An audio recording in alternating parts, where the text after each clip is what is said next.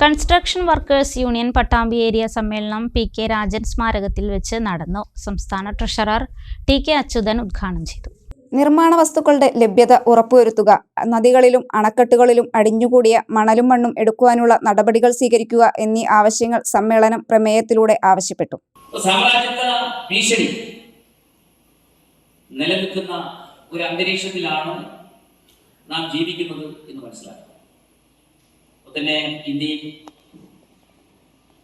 ജമ്മു കാശ്മീരിൽ പഹൽഗാമിൽ ഒരു മുന്നറിയിപ്പുമില്ലാതെ 26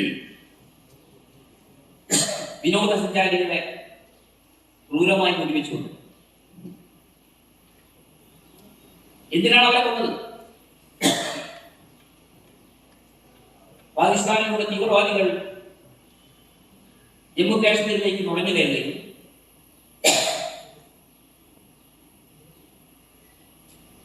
നമ്മുടെ രാജ്യത്തെ ശിഥിലമാക്കുക എന്ന ലക്ഷ്യത്തോടുകൂടി ഏരിയ പ്രസിഡന്റ് ടി.വി. ഗിരീഷ് അധ്യക്ഷനായി.